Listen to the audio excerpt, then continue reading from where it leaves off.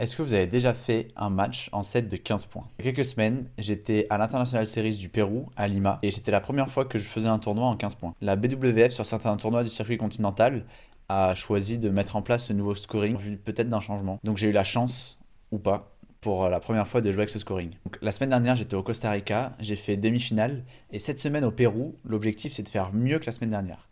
Donc c'est au moins d'aller chercher un podium. Parce que la semaine dernière, c'était un Future Series, donc le premier grade du circuit continental. Et cette semaine au Pérou, c'est un International Series, donc c'est le grade juste au-dessus du Future Series, donc juste au-dessus de celui du Costa Rica. Le lundi avant le tournoi, on a eu une grosse journée de voyage entre San José au Costa Rica et Lima au Pérou. Ça a été très long, mais on a eu droit à une session de tournage d'introduction du vlog qui était assez énorme. Salut à tous, on se retrouve dans Salut à tous, on se retrouve aujourd'hui pour un nouveau vlog. Direction le Pérou. C'est parti. Quand tu fais. Genre en fait, je suis en train de regarder la caméra quand elle dit c'est Ok, parti, ok, je suis ok. comme ça. Ok. Non mais t'inquiète, attends, je vais faire. Merde, ça. Salut à tous, on se retrouve aujourd'hui pour un nouveau vlog. Salut à tous, on se retrouve aujourd'hui pour un nouveau vlog. Direction le Pérou. C'est parti. Puis à la fin de cette longue journée, on est enfin arrivé dans notre Airbnb qui était plutôt pas mal.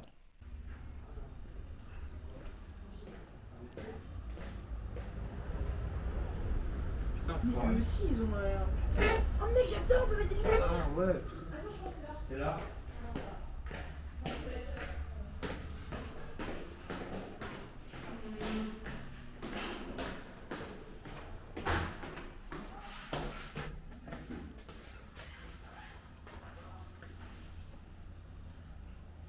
Bon, on vient d'arriver, comme vous avez vu, banger l'appartement. Du coup, on n'a pas pris hôtel officiel, beaucoup trop cher, donc on a trouvé un petit appartement où on paye 115 € la semaine et on a une vue de fou, un appartement de fou. Et voilà, du coup, on est vraiment pas mal là. On est pas mal du tout, très bien logé. Juste les filles nous ont pris la chambre qu'on avait prise avec Driss. Et du coup, on s'est fait avoir, on n'a plus rien. Aberrant. Franchement. Hop, les deux là, hop là, les deux, elles nous ont tout volé. Les deux, It's very nice, hein. les deux nous ont tout volé. Un de terrasse. They stole everything. Crazy look, the view we have. Bref, du coup on est arrivé, c'est pas mal. On n'a pas la meilleure chambre, mais on a un super appart. Le lendemain, le mardi, on avait notre première session d'entraînement dans la salle principale. Après cette session, on avait le manager meeting. Le manager meeting, c'est la réunion où normalement les managers vont, mais comme on n'avait pas de manager, c'est nous qui y allions. Où on apprend notamment les forfaits des différents tableaux, donc s'il y a des remplacements ou pas. En Amérique, avec Badminton Panam, la confédération du continent américain, on a aussi le droit à quelques nouvelles règles. Donc comme la semaine dernière, pas le droit de coacher parce qu'il est exigé dans ces tournois-là d'avoir un diplôme de coach de la BWF qu'on n'a pas. Donc on n'avait pas le droit de se coacher. Bon, on a un peu outrepassé la règle, mais en principe on n'avait pas le droit de se coacher. Mais vous allez voir, on a eu un petit problème juste avant d'arriver à la salle. Bon, j'ai eu le premier accident de ma vie. On est rentré dans un rétroviseur d'une voiture. On est rentré, c'est un grand mot, on a. Ouais, on a touché un rétroviseur. Overreact. Ah ouais, non mais Roman, comme je sais pas si vous avez entendu de risque, mais Roman, elle a lâché un cri. Vous avez pas idée du cri. Franchement, on a cru que, enfin, vu le cri, on allait mourir quoi. Elle a lâché un cri de zinzin. Et là, du coup, je pense pas qu'on voit, mais il y a lui, c'est le conducteur de. Putain, c'est mal. Non mais l'autre il a rien de sortir. Donc là, il y a les deux conducteurs, celui de notre Uber et celui de la voiture qu'on a touché, qui sont en train de laver à deux la voiture. Mec, ils ont du gel et tout pour laver. Du gel. Genre ils ont de la crème avec une éponge. Le mec il a une éponge, une crème et tout. Ça veut dire qu'ils sont habitués à. Mec, c'est tous les à matins se comme ça cracher, en fait. quoi. Ça veut Tous dire les se matins. Ouais, ici c'est un peu la jungle, les routes. C'est pire qu'en Afrique, les conducteurs ici. Hein. Non, c'est pas du tout pire qu'en Afrique les Si, conducteurs. si, Non, si, non, si. je vous C'est jure, ouf, là. je vous jure que c'est pas mieux pire qu'en organisé. Afrique. Les routes sont mieux organisées, mais les conducteurs sont pires. Ah Bon, bah yes, bon, les si, conducteurs sont franchement. vraiment pas terribles. Bon, espérons qu'on arrive en vie à la salle pour le premier entraînement.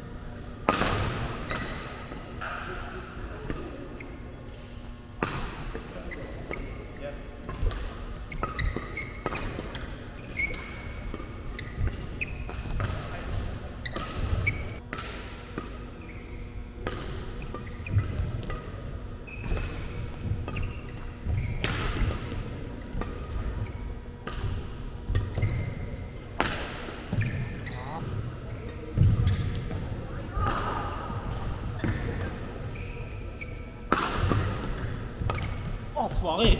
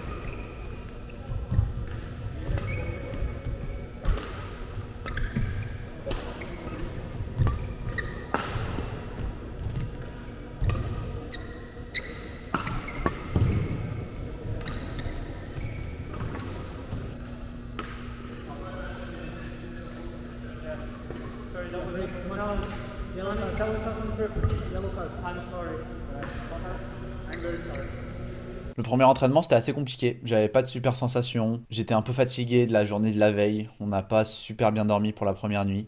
Donc, j'avoue que j'ai pas fait une super session d'entraînement et c'était pas terrible. C'était assez médiocre. C'était pas terrible dans l'ensemble, franchement. Donc, c'était assez frustrant. Mais le lendemain matin, donc le mercredi matin, le jour du début des qualifications, on avait une autre session d'entraînement dans la salle principale. Car comme nous, on était déjà dans le tableau principal, moi sur ce tournoi j'étais tête de série 7, on jouait pas le mercredi, on commençait le tournoi que le jeudi. Donc on a eu le droit de pouvoir s'entraîner dans la salle le mercredi matin avant le début des matchs. Donc, c'était l'occasion d'essayer d'aller chercher de meilleures sensations avant le début de la compétition le jeudi. Et pour cette session, je me suis entraîné avec Driss, Bruno, Yasmine et Roman, donc les personnes avec qui je suis dans les Airbnb, donc comme depuis la semaine dernière. Mais en plus de ça, il y a un Danois qui nous a rejoint, Mikkel Langmark.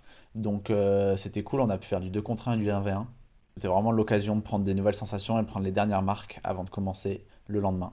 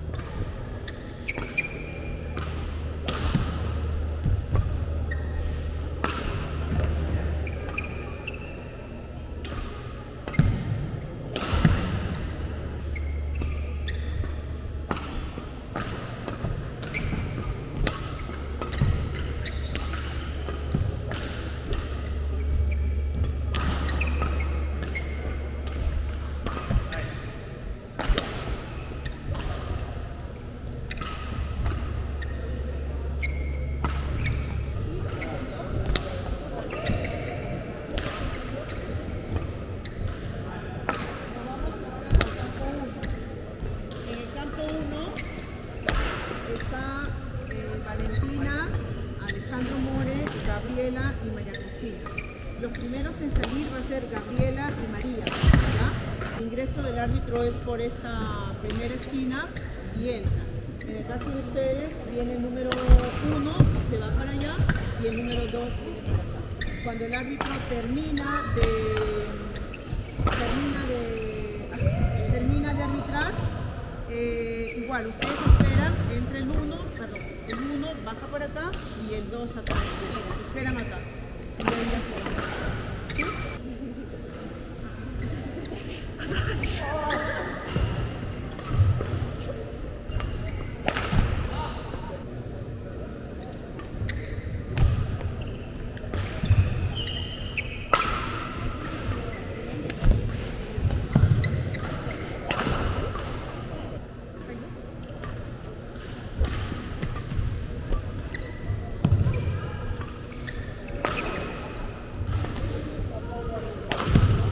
Le deuxième entraînement, c'était mieux que la veille. Comme je disais, l'après-midi, du coup, c'était le début des qualifications, donc on n'avait pas accès à la salle.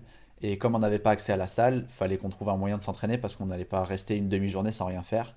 Donc, dans notre Airbnb, il y avait une salle de sport qui était ce qu'elle était, mais elle avait le mérite d'être là. On s'est fait une petite muscu assez légère, mais avec juste un peu d'intensité et avec des exercices plutôt d'explosivité pour être bien prêt pour le lendemain.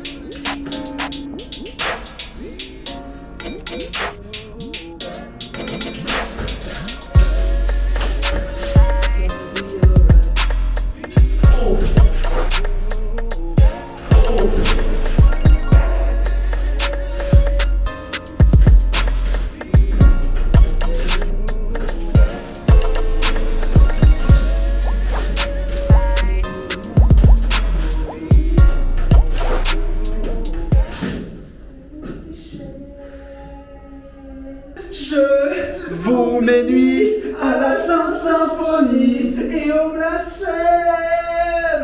J'avoue, je maudis tout ce qui s'aime. L'ennemi a pris mon esprit. What is this? Le but, c'était vraiment d'être très prêt physiquement parce que le lendemain, le jeudi, on avait donc le premier tour, le 16e de finale, et si on gagnait le deuxième tour, le 8e de finale, à enchaîner dans la même journée. Pour mon premier tour, je jouais contre un Américain que je connaissais absolument pas. C'était un joueur que j'avais jamais vu et qui avait très peu de résultats. Je savais pas trop à quoi m'attendre en arrivant sur le terrain, mais pour le coup, j'étais vachement vigilant parce que, comme je vous ai dit, c'était la première compétition que je faisais en 15.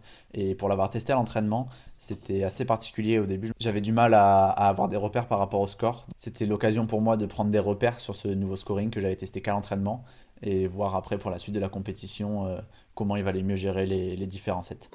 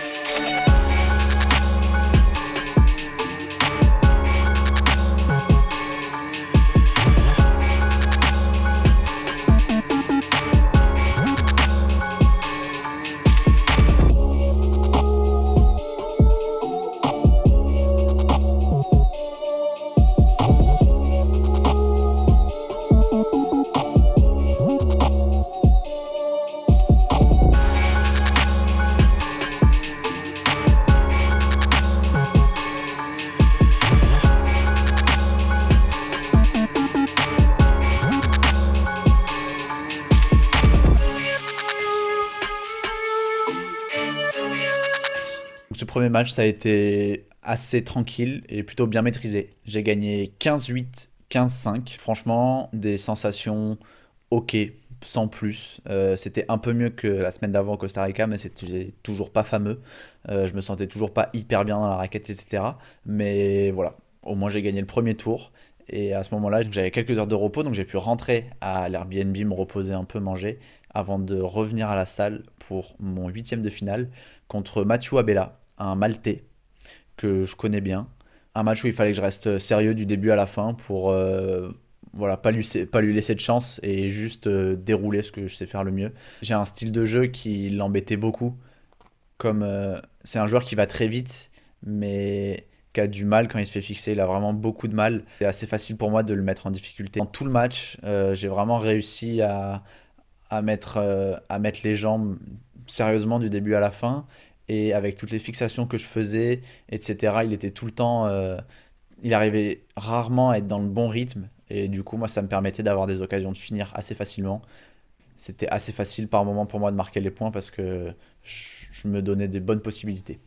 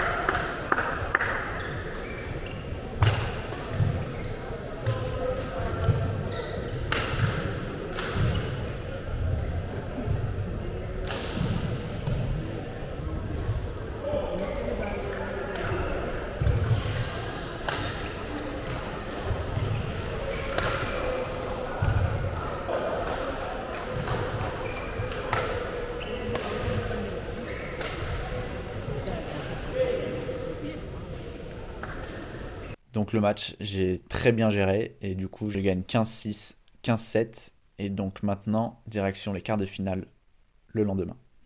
En quart de finale, je pensais jouer contre la tête de série 3, Jonathan Mathias, sauf que il s'est fait sortir au premier tour. Donc je me suis retrouvé à jouer contre un Américain, Jacob Zhang, que je connaissais pas du tout. J'ai vu jouer la veille en huitième de finale, il a fait un gros match, il joue vraiment comme la plupart des Asiatiques, où il met des gros coups de cuisse pour aller vers l'avant, il arrive très tôt devant, il a des coups qui partent très vite de la raquette. Donc je savais pas trop à quoi m'attendre, mais je savais qu'il fallait que je sois vraiment prêt depuis la zone avant pour pas me faire prendre de vitesse et que ce soit à moi de diriger le rallye et pas lui laisser me faire mal.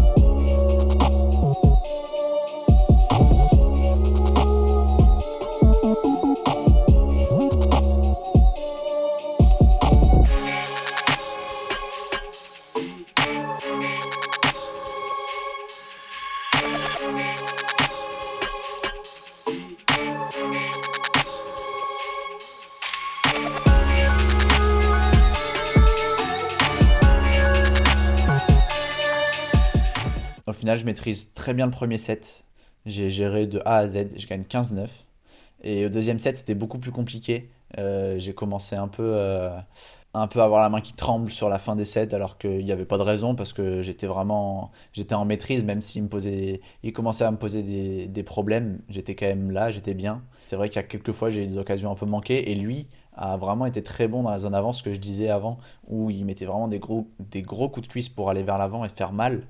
Ça me faisait beaucoup de mal, et j'ai perdu quelques points comme ça.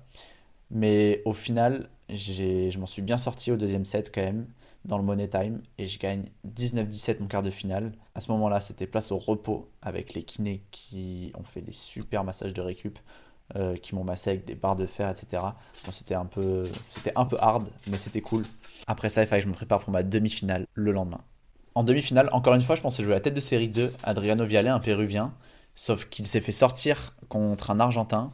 Donc j'ai joué cet Argentin. J'ai eu le temps de me reposer parce que c'est vrai que, à part le premier jour, on a eu 2 matchs. On avait des grosses pauses entre les différents tours parce qu'on jouait un match par jour après les 2 premiers tours.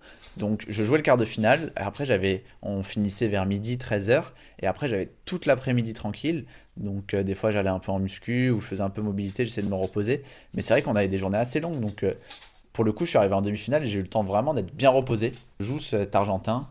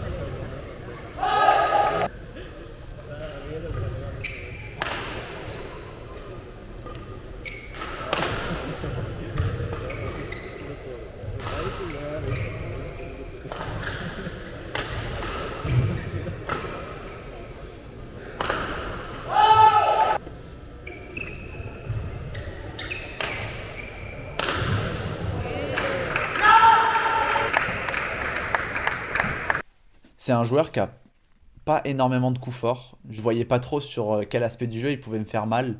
Vraiment, à part si je faisais des fautes, j'avais vraiment l'impression en le regardant jouer que si j'arrivais juste à tenir le rallye, je pouvais gagner les points en fait juste entre grands guillemets en courant. Au final, c'est un peu ce qui s'est passé parce que par moment, surtout dans le deuxième set, un peu comme en quart de finale où je menais, j'étais bien et d'un coup je me fais un peu remonter parce que je me relâche un peu et il remonte et du coup il se remet en confiance et j'ai plus de mal à marquer les points alors que si j'étais un poil plus patient, je les marquais un peu plus facilement. Au final, encore une fois, dans le Money Time, j'ai été assez solide et je gagne 15-10, 18-16. Parce que c'est vrai que j'ai pas précisé, parce que là, en quart, j'ai dit que j'avais gagné 19-17, mais en 15, c'est le premier arrivé à 15, et comme en 21, il y a 2 points d'écart, sauf qu'au lieu que ce soit jusqu'en 30, c'est jusqu'en 21. Donc s'il y a 20-20, c'est le premier à 21 qui gagne le match, ou le set. Donc après avoir gagné ma demi-finale contre ce joueur, j'étais donc en finale dimanche contre la légende sud-américaine Kevin Cordon, qui pour ceux qui ne le connaissent pas, pendant les Jeux de Tokyo, il a fini 4e. C'est un joueur qui est assez vieux, il a 39 ans, donc, mais c'est un joueur hyper expérimenté et qui gagne encore. C'est lui qui a gagné le Costa Rica la semaine d'avant et la semaine encore avant, il avait aussi gagné un tournoi. Gros match qui m'attendait, mais j'étais vraiment hyper impatient de jouer ce match. J'étais hyper content de pouvoir jouer un joueur comme ça et pouvoir essayer d'aller battre un joueur de ce niveau. Et surtout en finale, où en plus là-bas c'est vraiment un peu la légende, très respectée, etc. J'avoue que voilà, j'étais hyper excité, j'avais hyper hâte de jouer ce match. Jour de finale, je me prépare bien, je me sens bien, j'ai un peu les jambes qui tirent, mais ça va. Mentalement, je commence à être un peu fatigué. Ça fait 2 semaines que je suis tout seul, on va dire. Si à mes potes, ça n'empêche que j'ai pas de coach, etc. Donc gérer un tournoi tout seul, c'est un peu plus compliqué, ça prend un peu plus d'énergie. Mais je me sentais bien et comme je disais, j'étais vraiment hyper excité de jouer ce match.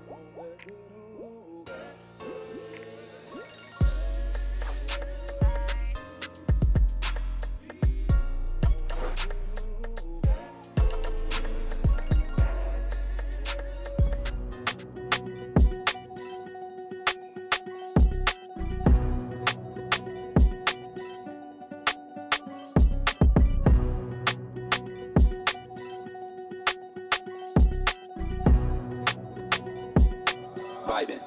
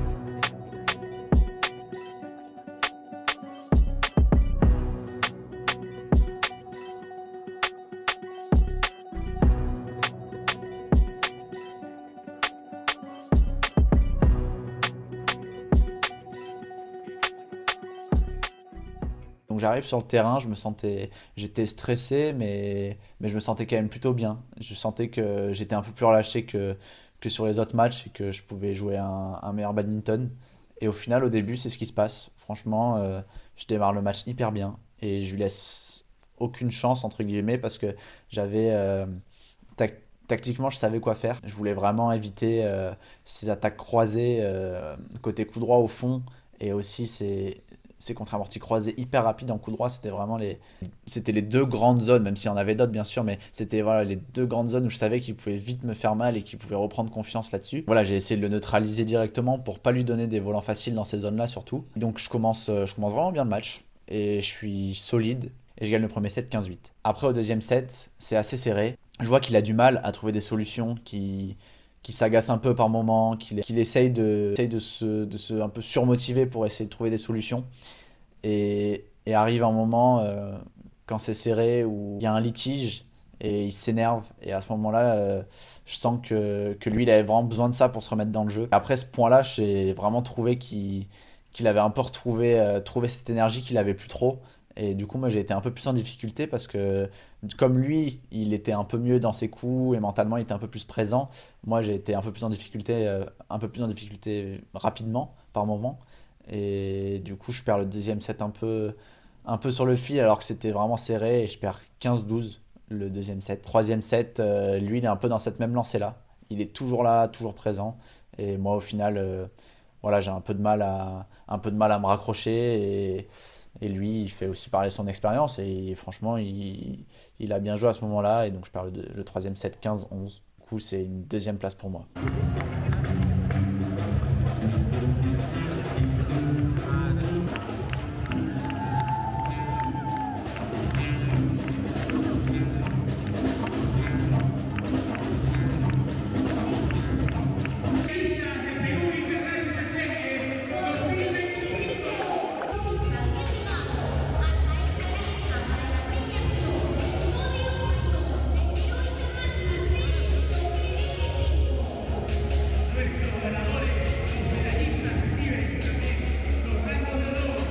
Au final, c'était plutôt un bon tournoi. Franchement, j'étais assez content de moi, même si j'étais hyper déçu d'avoir perdu en finale contre Cordon. C'est vrai qu'il y avait de la place. Franchement, quand on voit le match, quand je revois le match, je me dis qu'il y avait moyen de faire mieux et il y avait moyen de gagner ce match-là. Mais voilà, j'ai pas hyper bien géré la fin du deuxième set et quelques moments du troisième. Et au final, lui a été solide quand il fallait, et du coup, il gagne, bien joué à lui. Je repars quand même du Pérou avec pas mal de points. C'était l'objectif en allant là-bas pour pouvoir prendre des points donc au classement mondial, et après rentrer directement tableau principal sur les challenges en Europe. J'espère que ce sera assez. On verra le classement la semaine prochaine, combien je suis passé, et si ça me permettra de rentrer sur les prochains challenges que j'aurai en Europe. C'était donc la première compétition que je faisais en 15 points. C'était un peu particulier, c'était beaucoup plus rapide le jeu, et surtout en simple homme, et beaucoup moins physique, où des fois il y a vraiment des matchs qui peuvent durer 1 heure, 1 heure et quart, 1 heure et demie même pour certains, voire plus, si vraiment c'est long. La dimension physique, elle est moins importante en 15 points, et c'est vrai que ça fait un peu bizarre. Je pense que du coup la dimension mentale prend un plus gros espace dans ces 7 en 15 points. Je dirais pas que j'ai pas aimé, mais j'ai pas non plus apprécié. J'avoue que je suis un peu trop habitué à jouer en 21, et c'est vrai que voilà, aujourd'hui je préfère encore jouer en 21. Mais c'était quelque chose à faire, franchement, de faire un tournoi en 15. On verra si ce nouveau scoring est adopté ou pas. Honnêtement, j'espère que ça restera en 21 pour que voilà, la dimension physique elle soit plus importante comme elle l'est actuellement. Sur ce, je vous laisse. J'espère que vous avez apprécié cette vidéo. Si c'est le cas, n'hésitez pas à vous abonner, à liker, commenter, partager cette vidéo. Bon, j'avais plus de batterie sur la caméra, mais sur ce, je vous dis à bientôt. Ciao.